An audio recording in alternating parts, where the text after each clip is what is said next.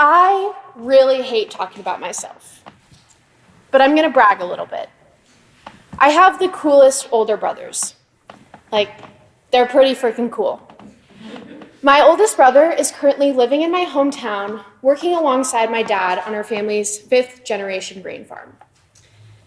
In just the past few years, they've been able to accomplish some really amazing things as far as farming goes. And I love seeing the passion that comes through every day when he's doing what he loves. My other brother is a fighter pilot for the United States Navy, and he gets to fly F-18s for a living. So I'll let that speak for itself. My brothers are roughly 6 and 7 years older than me, and I really couldn't have been blessed with better role models growing up. They're smart, athletic, funny, and really just the best brothers that a girl could have asked for. Because they're so close in age, they grew up alongside each other, and they really set the expectations for our generation of riggers. Whether it was in school, sports, or extracurricular activities, I really had a lot to live up to. Now, I'm not saying that's a bad thing, not at all. I loved growing up and looking up to them and their achievements and wanting to be like them. But there were just some areas of my life where this wasn't feasible.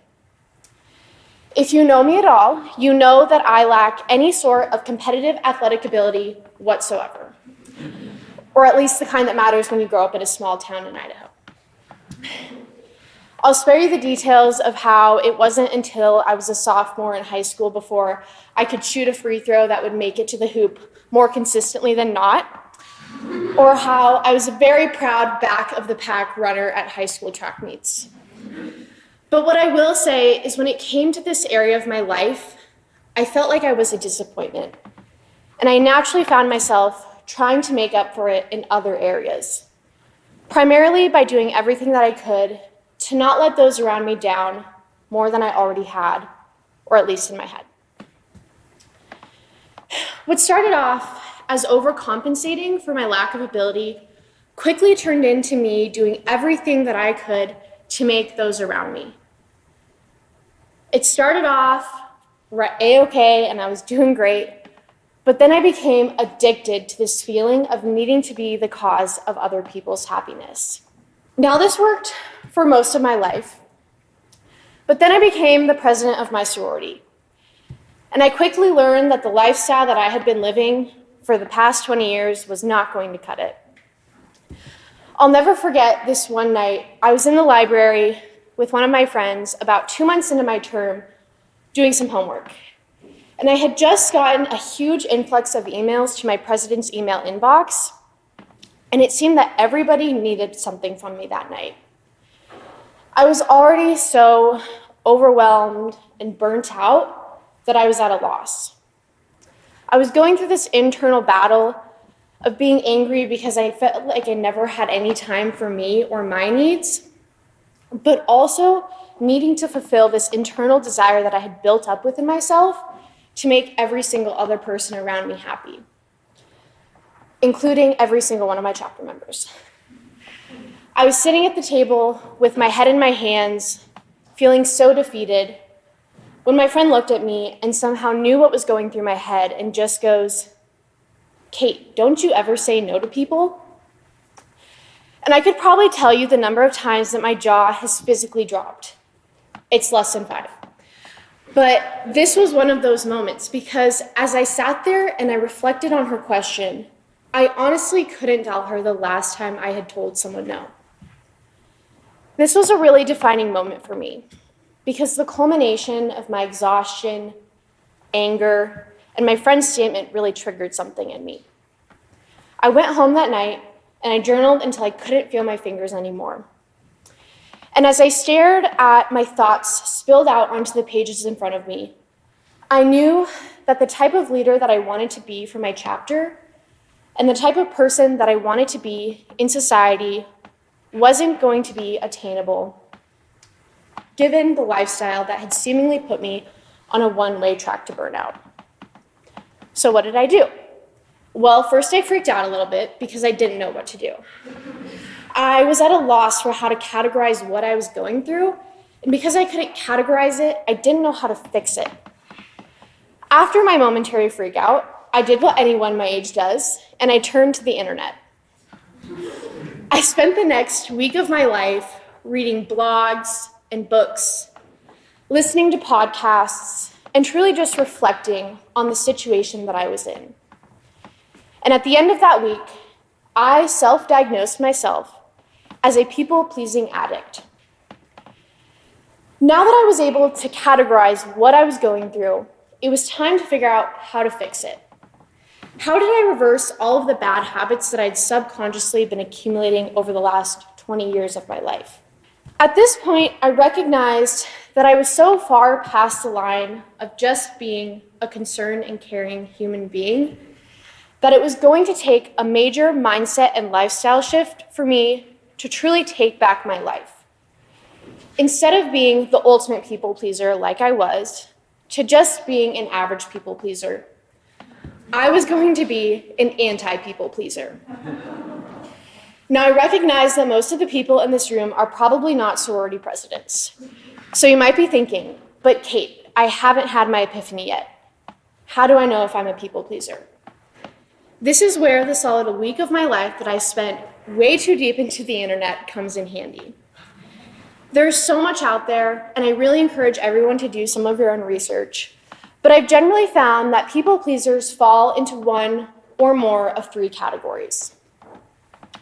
The first category is the responsible one.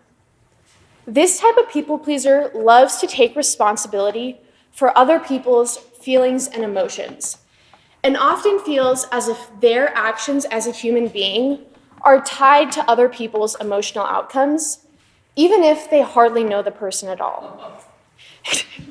It can feel incredibly disappointing for this person to find out that someone was unhappy and they were somehow, some way related to the cause of that unhappiness, or if someone was upset and they did everything in their power to try to cheer that person up and it just wasn't working.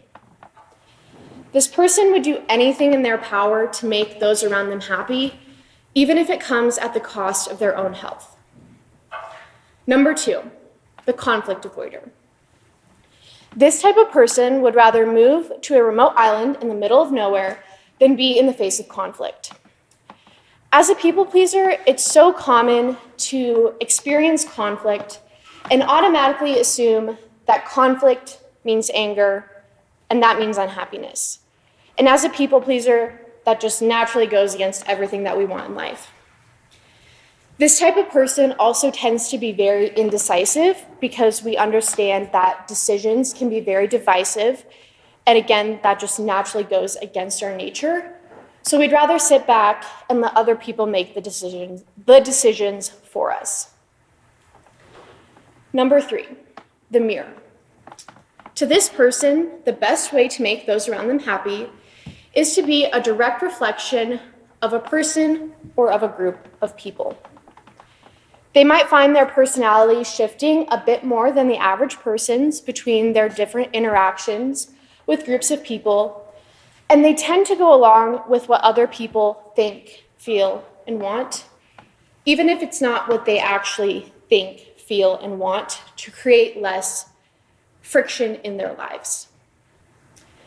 Now that we've defined the categories, how do we break out of them? How do you become an anti-people pleaser? Again, there is so much research on the internet. I really encourage everyone to go out there and do some of your own. But I've been on this journey for over a year, and I've learned a thing or two. So I want to share with you all a few tools that I've added to my well-being toolkit, if you will. Number one, shift your vocabulary. A people pleaser's favorite term is usually something along the lines of "I'm sorry," and their least favorite term is typically "no." Now, I'm not saying that you need to completely eliminate "I'm sorry" from your vocabulary and start telling everyone in your life no, but we have to start somewhere. A good trick that I learned here was, instead of saying yes or no, instead say, "Let me get back to you." It's not a yes, and it's not a no, and it gives you time to process the ask before fully committing to something. I can't count the number of times that I've double booked myself because I was so quick in saying yes to someone when a simple glance at my schedule would have proved my ability to commit otherwise. Once you get better at saying, "Let me get back to you," start practicing saying no. And start small. Practice when you're alone. I'm not lying, I did this. I stood in front of my mirror in my room when I was all alone and when it mattered the very least, because sometimes the pure horror that was associated with telling people no was so overwhelming to me. And practicing it really allowed me to build up the confidence to say it when it mattered the most. I found that as I built up the confidence to say no, I wasn't putting myself in compromising situations. I was able to identify when I didn't want to do something or when I didn't want to be somewhere before I committed to it, rather than committing to it and being miserable in the situation. And I found that I was overall so much happier because I wasn't giving myself up for those around me. Number 2, get better at drawing lines. Maybe not physically on paper, but generally within your life. This is where it can be really helpful to identify what kind of people pleaser you are and which of the categories you fall into. Then identify those areas of your life where you find yourself crossing over from being a concerned and caring person to craving the feeling of needing others around you to be happy. What I found really helpful here was to journal. When did I find myself giving more to others and not enough to myself? What were some recent moments in my life where I found myself being unauthentic for the sake of others? What types of conflict did I tend to avoid and why? When you find that you can identify these areas of your life where you might be taking on a bit too much, or when you need to take a step back, you'll find that you have so much more room to give to other areas. Now, this last one is arguably what I believe to be the most important one. Treat yourself like the people that you are always trying to make happy. So often as people pleasers, we get caught up with needing to fulfill the needs of others that we forget about our own. I cannot tell you how many times during presidency I had small moments where I realized I was not a great leader, friend, or student when I was neglecting my own needs for everyone else's. And I'm a firm believer that everyone should have a list of things that make you happy. And if you don't, now you have something to do when we leave here today. But the beauty of the list is that when you ask yourself, what am I doing today to make me happy? Which you should be doing. You have a list right in front of you. Maybe it's going for a walk, or going to Starbucks to get the cup of coffee that you really want, or going to the gym for 2 hours. I don't know, I don't care, your list is up to you. But you absolutely should be doing at least one thing for yourself every single day. Take the time to make sure that you're happy, because you can't fill up other people's cups if yours isn't full as well. I really want to emphasize the importance of starting small. Rome wasn't built in a day, and healthy habits take time to develop. Give yourself grace and acknowledge that you matter and that your health matters. If there's one thing that I've learned over this past year, it's that you physically, mentally, and emotionally cannot make everyone happy. And honestly, the only happiness that should matter is your own. Thank you.